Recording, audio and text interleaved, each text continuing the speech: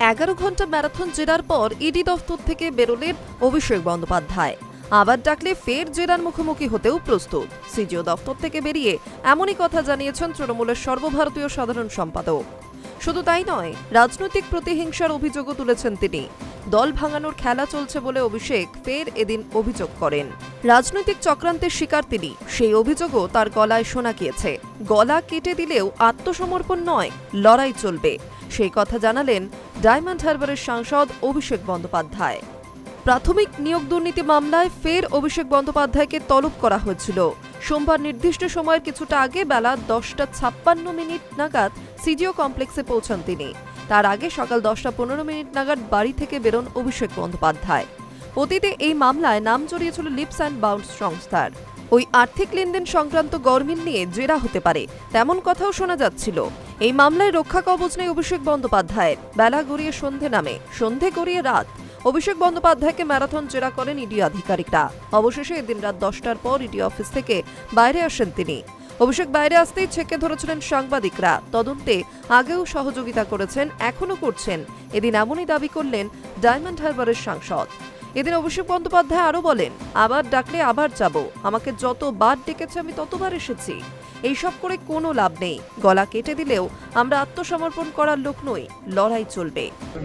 আর একদিকে বিরোধী শক্তি যারা লড়াই করছে, মাথা নত না করে তাদেরকে কি করে দমানো যায়, তাদের ধমকানো যায়, চমকানো যায়, তাদের ভেঙে গুড়িয়ে দেওয়া যায়, কার্যত বিরোধী শূন্য করে দেওয়া যায় পশ্চিমবঙ্গকে, সেই চেষ্টাই গত 1 মাস ধরে করা হয়েছে।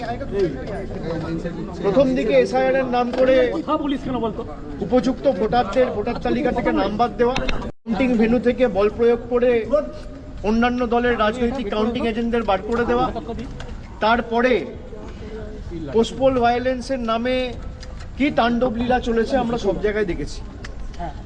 বিরোধীরা যাতে বিরোধী দলনেতার স্বীকৃতি না পায় সেই নিয়ে ষড়যন্ত্র, কনস্পিরেসি, দল ভাঙানো, এমপি ভাঙানো, এমএলএ ভাঙানো, এইসব করে কোনো লাভ নেই।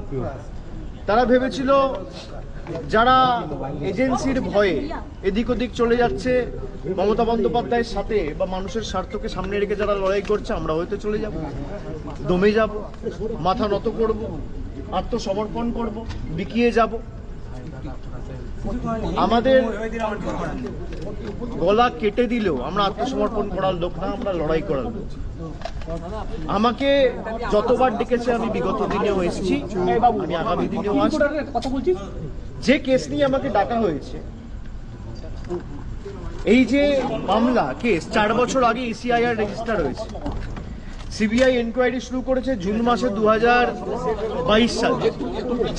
তৎকালীন শিক্ষামন্ত্রী পার্থ চট্টোপাধ্যায় গ্রেপ্তার হয়েছিলেন জুলাই মাসে।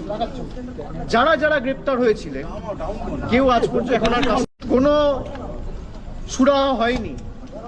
যাদের চাকরি পাওয়ার কথা ছিল, আমরা সকলে চেয়েছিলাম প্রক্রিয়া যত তাড়াতাড়ি সম্ভব হয়ে উপযুক্ত ব্যবস্থা নিয়ে মেধাযুক্তদের তালিকায় কোনোভাবে নাম তুলে যথাযোগ্যভাবে এই চাকরির প্রক্রিয়াটা একদম ট্রান্সপারেন্ট ভাবে করা হোক।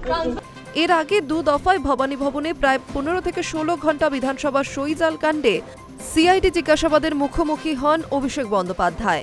মঙ্গলবার ডিজে মন্তব্য মামলায় ভবানী ভবনে ফের হাজিরা তার। Hi news network.